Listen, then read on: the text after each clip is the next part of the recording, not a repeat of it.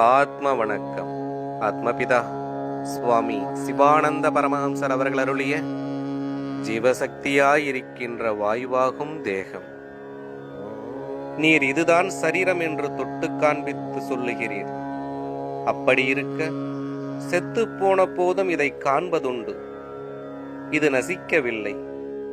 பின்பு இதை ஒரு குழியில் புதைத்தாலோ அல்லது அக்னியில் வைத்து எரித்தாலோ அது பூராவும் நசிப்பதில்லை. ஓ, அது நசிப்பதுண்டு.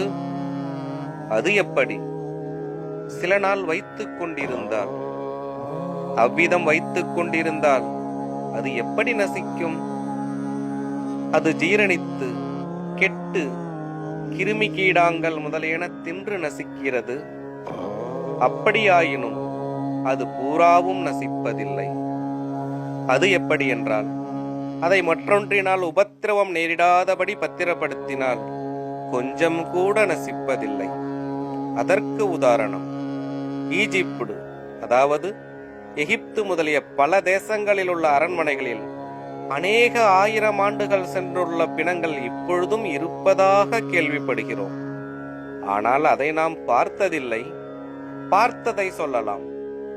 பல மியூசியங்களில், அதாவது தொல்பொருள் காட்சி சாலைகளில் பல பிணங்களையும் ஒருவித திராவகத்தில் இட்டு பத்திரப்படுத்தி வைத்திருக்கிறார்கள். அவை ஒன்றும் நசித்து போவதில்லை. ஆனால் அவற்றை எல்லோரும் பார்த்திருப்பார்கள் என்றும் நினைப்பதற்கில்லை. உலகில் யாவரும் பார்த்து கொண்டிருக்கும் உதாரணத்தை சொல்லலாம்.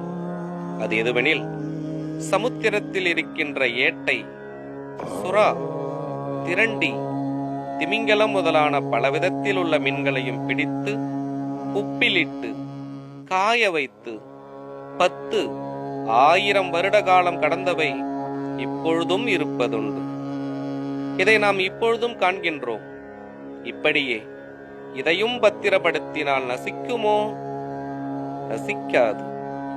ஏனில் அது நசிக்கிறது எப்படி என்றால், மேற்சொல்லிய மீன்களாகிய பிணத்தை மனிதரென்று அபிமானித்து வருகிற புழுக்கள் தின்று தீர்ப்பது போல் அந்த பிணத்தினுடைய தோல், சதைகள் முதலியவற்றை கிருமி கீடாங்கள் முதலியன, அதாவது புழு பூச்சிகள் தின்பதல்லாமல் பூராவும் தின்பதற்கு முடிவதில்லை. இவ்விதமல்லாமல் அது பூராவும் நசிப்பதில்லை.